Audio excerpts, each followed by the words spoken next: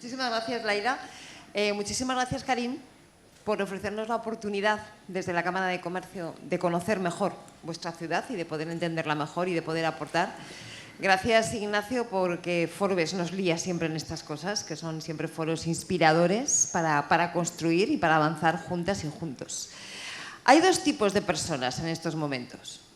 Los que consideran que la transición ecológica es un sacrificio y los que entendemos que la transición ecológica es una oportunidad.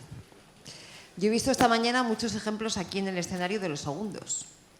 Y por lo tanto, entender eso supone pensar de una forma lo más concreta posible cómo esa transición ecológica, en efecto, puede ayudarnos a generar empleo, a generar riqueza, puede ayudarnos también a paliar problemas previos, como la desigualdad social o como el desequilibrio territorial de unos territorios respecto a otros.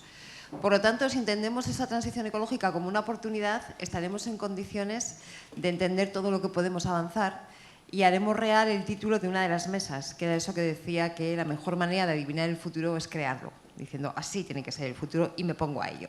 Hay un tema que subyacía a todas las mesas de toda la mañana que tiene que ver con la idea de circularidad.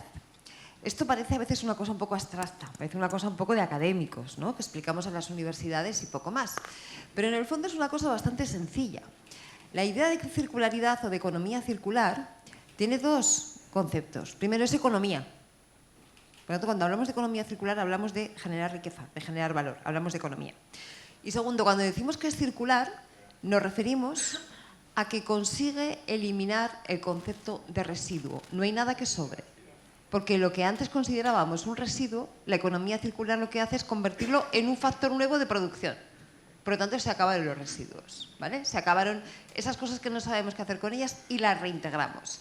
Y podríamos pensar, ¿a quién se le ha ocurrido esto? A la naturaleza. Es simplemente imitar el ciclo de la naturaleza en el ámbito económico. En las facultades de economía, a nuestras alumnas, a nuestros alumnos, les enseñamos que la economía es una variable dependiente de la biosfera. En una biosfera sana, en un ecosistema sano, las empresas pueden hacer mejores negocios. En un ecosistema maltratado, en un ecosistema contaminado, las empresas tienen menos capacidad de hacer negocios. ¿Cuándo es económicamente más boyante, por ejemplo, el Mar Menor?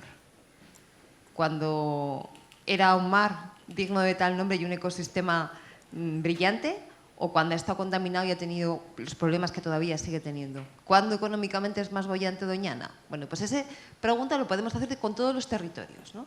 Necesitamos un ecosistema adecuado porque eso nos va a ayudar a generar economía. No es economía versus ecología, sino que es, como tenemos un buen sistema medioambiental, tenemos una buena economía. Por lo tanto, imitamos ese concepto de circularidad en la naturaleza y lo incorporamos a nuestra economía. Es algo que muchas empresas llevan haciendo ya mucho tiempo.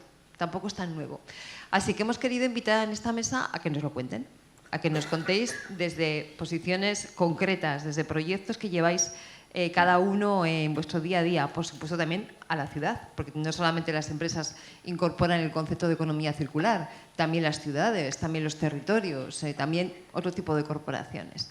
Así que, Alberto, déjame que empiece contigo. Una empresa como Eulen, que a priori podríamos decir, vosotros formáis personas, gestionáis equipos, ¿qué tendrá que ver esto con la circularidad?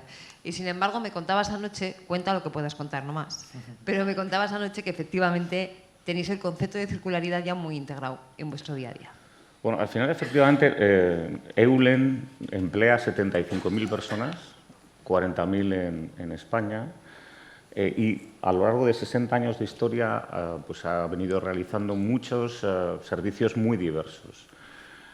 Y tenemos totalmente integrado el tema de la circularidad porque, aunque generamos 3.000 toneladas de residuos anuales, por suerte el 95% de ellos no son residuos peligrosos. Consideramos residuos peligrosos lo que son baterías, luminarias fundamentalmente, y el resto de residuos son de tipo orgánico, de tipo tala, poda, desbroce o limpieza de bosques, y las obras que también generan residuos. Pero ya desde hace años reciclamos más del 95% de todos esos residuos, los peligrosos y los no peligrosos. Y no solo eso, sino que además ofrecemos a las empresas la realización de ese servicio como uno adicional. Nosotros, en las industrias en las que trabajamos, uno de nuestros productos es te empaquetamos, te preparamos todos los residuos que estás generando en tu actividad, hacemos todo el papeleo, todo lo que es la gestión legal de los mismos y los dejamos listos para llevarlos a la planta de procesado. Es decir, lo mismo que hacemos en nuestra empresa lo ofrecemos a nuestros socios, ¿no? Así que desde más del 95% se recicla. ¿Quiere decir eso que la economía circular genera empleo? A nosotros, desde luego, nos está abriendo una línea de trabajo. Hay una sensibilidad medioambiental que, evidentemente, pues antes no existía, y hay empresas como Eulen que pueden ofrecer una solución a estas empresas que, ya aparte de los requisitos legales, que en muchos casos son así, hay que reciclar por ley, pero aunque solo sea por la sensibilidad de las empresas, a nosotros nos supone toda una línea de trabajo adicional. Tiene que haber gente que realice toda esa gestión. Así que, en este caso concreto del reciclado, es clarísimo. El empleo verde es uno de los factores claves en la transición ecológica y, efectivamente, es uno de esos productos de la economía circular. Entendemos que es empleo verde todos aquellos puestos de trabajo que ayudan a minimizar el impacto de una actividad productiva. Según informes de la OIT, de la Organización Internacional del Trabajo, se plantea que de aquí al 2030 se pueden crear 100 millones de empleos verdes en el mundo. Ahí es nada. Luego hay cifras, si a alguien le interesa, luego le cuento más, cifras desagregadas para Europa y para España. Pero, efectivamente, el empleo verde, ese empleo en cambiar ese modelo económico para que sea acorde a las líneas de sostenibilidad, es ya hoy una realidad. Y para que eso sea posible, el sector financiero, Fran, es el aceite que engrasa todo el sistema económico. Sin ese sector financiero apoyando por cuestiones de economía circular y de economía verde, es muy difícil que se desarrolle este modelo. Desde Cajamar lleváis tiempo trabajando en esto también. Sí, sin duda el sector financiero se ha convertido en algo transversal a la hora de hablar de economía circular, ¿no? Yo, me permites, antes no me pierdo la oportunidad de dar las gracias a la ciudad de Ceuta, que llevo viniendo 10 años. Anoche me hacían una pregunta y me decían, ¿qué destacas de la ciudad de Ceuta? Y digo, su hospitalidad. Y ayer nos lo volvieron a demostrar, y su capacidad de emprender, ¿no? como lo ha visto. Así que muchísimas gracias a la propia ciudad, al Gobierno, a Karim y, por supuesto, a Ignacio Quintana y a Forbes, que anoche tuve la oportunidad también de conocerlo y saber lo que hace. Enhorabuena. Dicho eso, dentro del ecosistema Cajamar, nosotros, además de aportar los recursos financieros y valorar mucho las finanzas sostenibles, donde estamos ayudando a las empresas a mejorar sus capacidades, y efectivamente lo vemos como una clara oportunidad, son empresas más eficientes, son empresas más competitivas, con lo cual son empresas que permiten hacer mejor mercado, y la sensibilidad llega hasta el precio. Pero también de aportar esos recursos financieros, aportamos también toda la generación de conocimiento dentro del mundo de la economía verde y azul. No hay nada más economía circular que la agroindustria. Nosotros, a través de 4 grandes áreas de gestión dentro de la Fundación, con nuestros centros de estudios, con las estaciones experimentales, que ya tenemos una desde el año 75 y en El Ejido, otra en Paiporta, y ahora tenemos una estación digital. Y después con la parte de economía azul, donde tenemos una incubadora tecnológica del agua, que al final ahora mismo estamos con la 4ª participación, 86 proyectos que finalmente quedarán en 12, todo de base tecnológica y todo en el uso y la eficiencia del agua, con lo cual entendemos que por supuesto, es básico, es transversal, y nuestro compromiso como entidad financiera es absoluto. Oye, y si yo soy una inversora que quiere apostar por un proyecto, si yo tengo que pedirte financiación, me pongo en el otro lado, o simplemente si soy un particular que quiero empezar a trabajar con Cajamar, para que consideréis que mi proyecto se ajusta a criterios de sostenibilidad, ¿qué tengo que hacer? ¿Qué tengo que cumplir? Bueno, pues ante todo, demostrar que efectivamente tienes un compromiso con el cambio climático, con la transformación energética y con la descarbonización. Pero eso lo medís, eso lo comprobáis. Sí. De hecho, este año ya hemos pasado los primeros.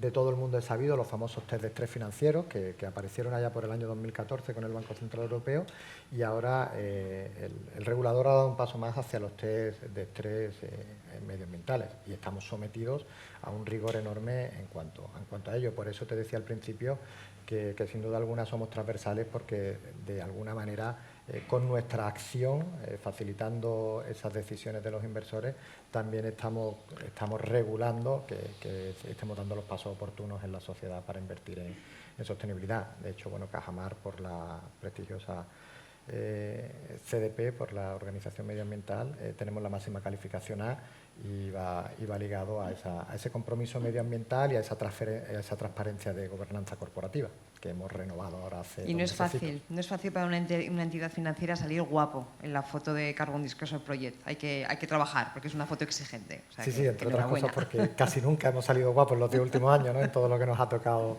ser medidos, pero bueno, sí estamos muy orgullosos que como primera cooperativa de crédito del país pues tengamos esos reconocimientos y sobre todo el rigor que implantamos. Para que te hagas una idea, llevamos más de 250 medidas regulatorias implantadas en este pasado año que nos llevan pues, a sentirnos satisfechos de que estamos contribuyendo de manera real a esa agenda de economía circular. O sea, que ese aceite, que es el sistema financiero que engrasa toda la maquinaria económica, es un aceite ecológico, ¿no? Sí, o verdad. está siendo un aceite cada vez más ecológico. Vamos a dejarlo Cada ahí. vez más ecológico. Vamos a dejarlo ahí. Pero no nos vamos vengamos hacia- arriba. Vamos bien. Efectivamente, David. Si hay algún sector en el que a priori no se piensa en absoluto cuando se habla de circularidad o de economía verde es el de la construcción. Sin embargo, esto no es tan así. ¿En FCC tenéis prácticas concretas de circularidad en vuestros procesos productivos? Gracias, Cristina, por la pregunta. Protocolo obliga y yo creo que hay que ser justo. Gracias a todos los órganos de gobierno de la Ciudad Autónoma de Ceuta, por supuesto, gracias a la Cámara de Comercio. Y no me quiero olvidar de Ignacio, gracias y enhorabuena por la idea que habéis tenido de traer Reinventing, un modelo de Forbes aquí a Ceuta. Creo que es una buena oportunidad para que todos conozcan las buenas acciones que desde Forbes desarrolláis. Dicho esto, yo soy David García Núñez, soy el director de comunicación del área de construcción de la compañía, el Grupo FCC. Nos dividimos en 3 áreas grandes, que es gestión de residuos, en los cuales somos líderes en España y en Europa, y ahora en Estados Unidos con varias adquisiciones que estamos haciendo. Por supuesto, agua, somos número 1 en la gestión de tratamiento de agua y gestión hídrica, somos número 1 en el mundo. Y, por supuesto, infraestructuras, que es el área que a mí me compete, donde se incluye inmobiliaria y cemento. Yo llevo el gran área. Queremos y debemos y tenemos que desmitificar lo que el sector de la construcción ha ido generando. Cuando se piensa en el sector de la construcción, nunca se piensa que se lleva 20 años innovando y apostando por la reutilización de los recursos. ¿Por qué? Y la crisis de los distintos episodios disruptivos que hemos vivido en los últimos años, tanto Ucrania como ahora las tensiones territoriales en Oriente Medio, la crisis energética que hemos vivido, que es una crisis inflacionaria, nos ha generado que, por un lado, estábamos preparados para ese ascenso de las materias primas. Como dato, el aluminio, por ejemplo, ha subido un 300%. El acero igual, el hormigón ha subido un 250%. Entonces, ello, junto con otras tendencias, lo que nos ha llevado es, desde hace más de 20 años, a innovar y al aprovechamiento de los recursos al máximo. De tal forma que en grandes proyectos como el Bernabéu, en grandes proyectos como una obra de metro en cualquier parte del mundo, seamos capaces de reutilizar y reaprovechar estos materiales, que es el input de la entrada de la obra. Eso por un lado. Por otro lado, creo que es fundamental valorar lo que bien comentaban desde Cajamar, las finanzas sostenibles. Nosotros somos, y no quiero hacer aquí una campaña publicitaria sobre la compañía, pero nosotros somos la primera empresa española y la primera constructora del mundo en unirse a un grupo de trabajo que creó Naciones Unidas hace 5 años, que se llama Finanzas Sostenibles. ¿Por qué? Fundamentalmente por 2 motivos. Uno, porque conceptuamos que la financiación sostenible de los proyectos es la palanca que te permite desarrollar de una forma sostenible el proyecto desde su parte de financiación. Es decir, tu diseño, tu construcción, tu operación y mantenimiento, que es el paquete completo de un proyecto, debe ir ligado a que el que te da el dinero sea sostenible y, por lo tanto, tú también lo seas. Eso por un lado. Y segundo, porque nos propulsa, nos catapulta a seguir aplicando políticas de economía circular, dado que desde origen en el proyecto, desde la fase de financiación del proyecto, te están marcando una serie de KPIs que te obligan a llevar ese distinto proyecto de economía circular. ¿Quién marca esos indicadores? Naciones Unidas. Es decir, tú tienes un paraguas... Y FCC entonces se adopta. se adhiere al modelo de Global Compact de Naciones Unidas. Efectivamente, de Naciones Unidas desde Nueva York, tenemos 2 reuniones anuales y lo que hacemos es, señoras, nosotros tenemos este conjunto de proyectos de los cuales el 70% de los proyectos se supeditan a una serie de estándares internacionales, de los cuales nos permite un ahorro del 70% de las materias primas. Yo creo que tenemos que desmitificar que el sector de la construcción, por un lado, no innova, es evidente que innova, si no, os invito a todos a que veáis el vídeo del hipogeo de lo que hemos creado en el Santiago Bernabéu, 26 metros de enterrar el césped y poner una losa de hormigón para que haya espectáculos, y por otro lado, que es un sector sostenible, sostenible a origen en las 4 variables de ESG. Sostenibilidad ambiental, es evidente, aplicando criterios de economía circular. Sostenibilidad financiera, lo acabo de comentar. Sostenibilidad social, apoyamos a las comunidades locales donde desarrollamos la actividad. ¿Cuál es el mejor apoyo que le puedes dar a una comunidad local? Involucrando en el proyecto, dando trabajo y generando esta riqueza que le permita ser libre y gastarse lo que le dé la gana. Y por otro lado, por supuesto, apoyamos la parte corporativa, la parte compliance, la parte de cumplimiento corporativo que todas las compañías que operan de forma internacional deberían desarrollar. Esos criterios van evolucionando con los años, van cambiando con los años. ¿Cómo se consigue que una empresa, como puede ser FCC, también vaya incorporando esos criterios? Porque cada vez son más exigentes y tendrán que ser más exigentes. De hecho, es muy difícil considerar que nada sea sostenible como tal, sino que está en el camino hacia, que está en el proceso hacia, ¿no? Que, como hablábamos del aceite ecológico, es un aceite más ecológico, pero es un proceso. ¿Cómo una empresa va integrando todo eso? Pues sinceramente, solo hay una receta. Estar donde tienes que estar, es decir, en los grupos de participación donde se diseñan los criterios y donde evolucionan esos criterios.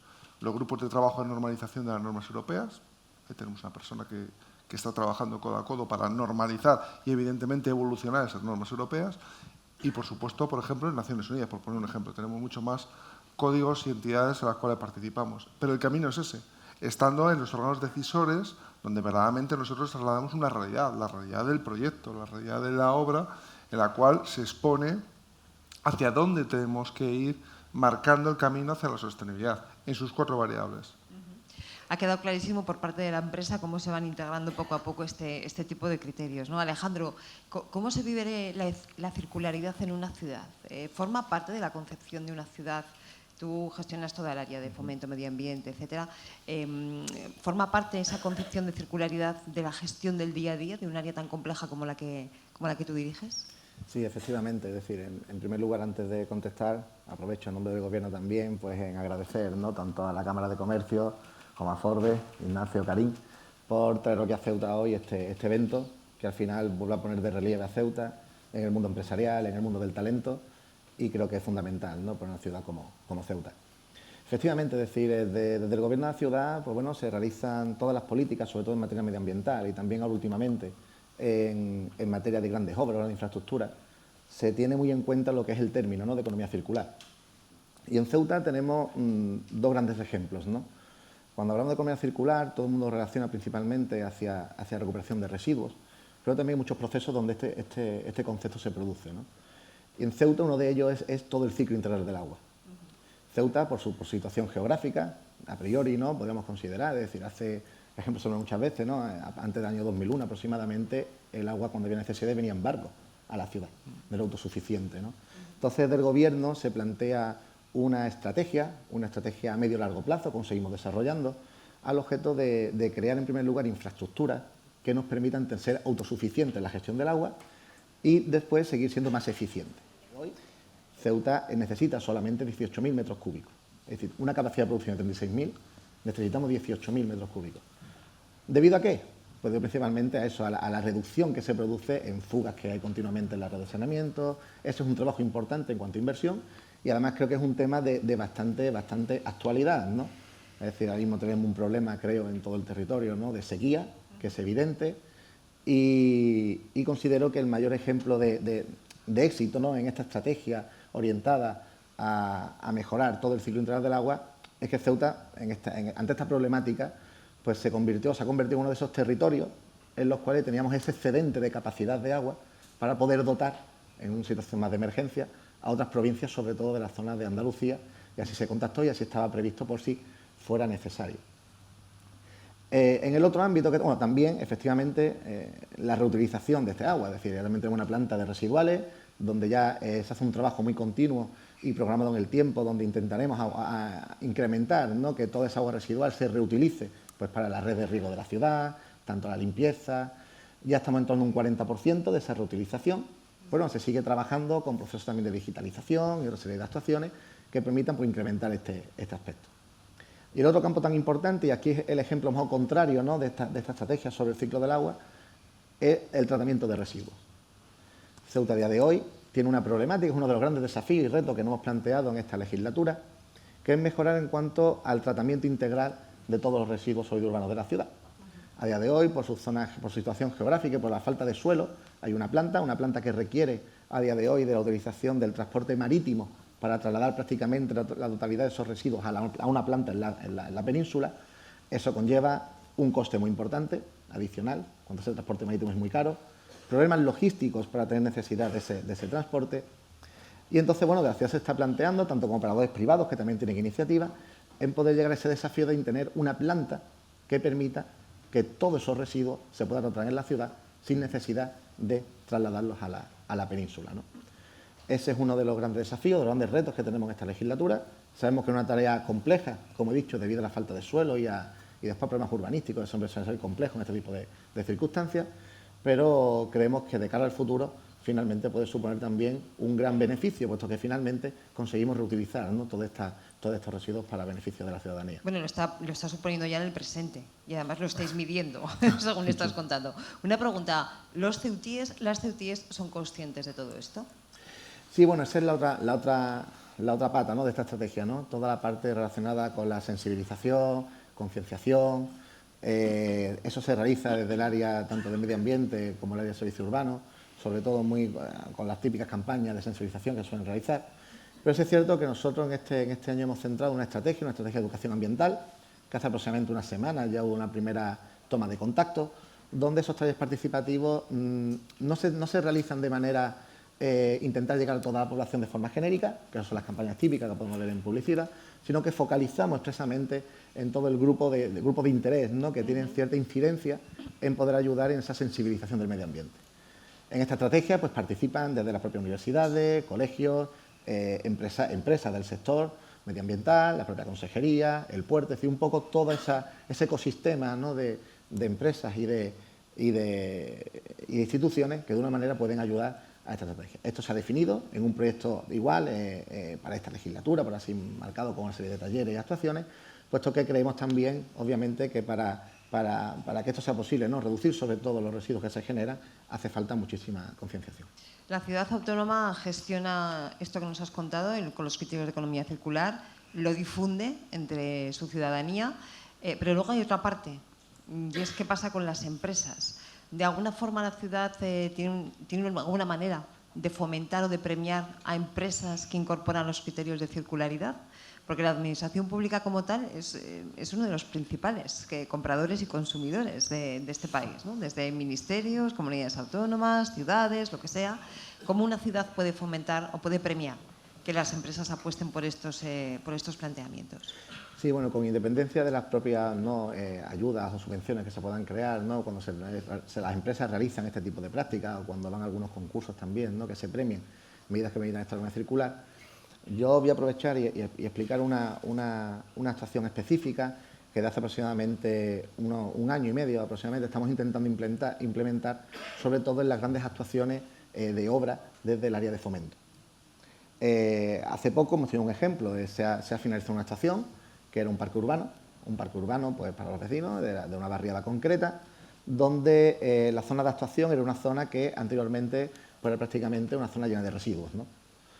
Lo que aquí se tuvo la idea era que en el propio proyecto de actuación de esta infraestructura pues se recogiera que aquella empresa, la cual pues, acudiera, ¿no?, a este concurso y pudiera hacer esta actuación, pues tenía que reutilizar, por así decirse, todos esos residuos que se generaban para poder generar lo que es el suelo plástico que se ha colocado, suelo flexible en todo el parque, se podrá integrar y así recuperar también estos residuos. Esa ha sido una realidad. Hace aproximadamente una semana que ya finalizó esa actuación, ha quedado muy bien y yo creo que es un ejemplo también de incentivar, ¿no?, también a que las empresas integren en sus sistemas estos procesos de reutilización que al final reducen costes para la propia administración, va en beneficio en este caso de los vecinos y reduce también, en este caso concreto, la cantidad de residuos.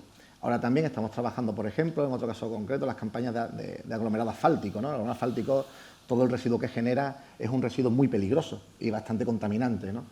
Aparte de que ya la ciudad en estos proyectos también reutiliza parte del mismo para los senderos y para las zonas de monte, se puede utilizar. En caso concreto también estamos estudiando incluir medidas que se están también trabajando desde el área de medio ambiente y desde la Sociedad Municipal Ascensa, quien lleva todo el ciclo del agua y también ayuda en estas actuaciones, en incluir también la reutilización de esos residuos para la generación de como bloques de hormigón, es decir, hormigón que pueda después utilizarse, que se está haciendo pruebas en bastantes sitios y puede utilizarlo para otras actuaciones de menor envergadura, pues ya sea en las propias barriadas, en algunos muros. Es decir, eso se quiere premiar en base también dentro de los propios concursos de la Administración, al objeto de un poco incentivar a que las propias empresas pues integren, ¿no?, en sus sistemas estos procesos de economía circular. Acabas de nombrar un verbo que es clave en todo esto, que es incentivar.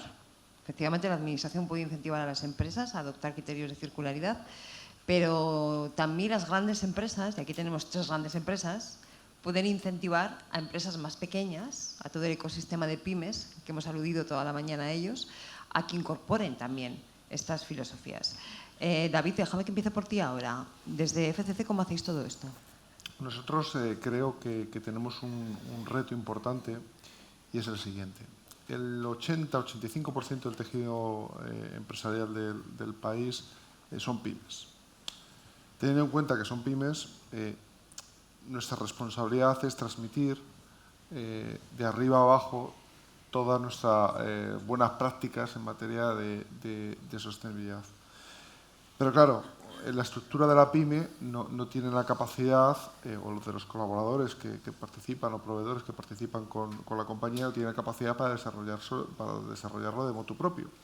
Entonces, al final, ¿qué hacemos? Pues incentivamos, premiamos a estas compañías que forman parte de nuestros proyectos nacional e internacional para que actúen adoptándose a nuestro procedimiento de trabajo. Es un procedimiento, como ya he comentado antes, con altísimos estándares. Por ejemplo, si nosotros, y hago el cuento corto, si nosotros somos capaces de utilizar un hormigón o un cemento descarbonizado, abrimos la ventana de oportunidad para que ese cemento descarbonizado sea usado por el tejido productivo que depende de nosotros. Resultado, obtenemos un ejercicio que es muy positivo y solventamos un reto, que es que el conjunto del tejido empresarial que colabora con FCC sea capaz de aplicar esas buenas prácticas. Y de esas formas, además, conseguimos cumplir el objetivo de alcance 3, que es lo que nos están pidiendo para después cumplir con los estándares de emisión, de reducción de emisiones, y etcétera. Alberto, Eulen tenéis también un enorme ecosistema de pymes alrededor. Sí, la verdad es que en nuestro caso, hay 2 cosas. Lo primero, gestionamos los residuos que se puedan generar a lo largo de la actividad de esa manera que os he comentado, con el 95% de lo que se genera reciclado. Y luego colaboramos a que se generen menos. Es decir, nosotros hacemos servicios de limpiezas y ahí tiene mucho que ver la tecnología. Sensorizamos absolutamente, por ejemplo, la utilización de determinados recursos de la empresa para ver la frecuencia con la que tienen que limpiarse.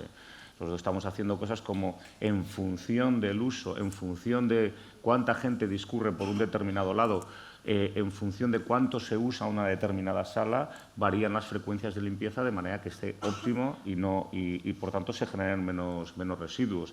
En el caso del mantenimiento de edificios es también básico para nosotros. Nosotros no solo hacemos el mantenimiento de edificios de pymes o de empresas medianas, sino que en todo el proceso de mantenimiento estamos optimizando el que consuman menos.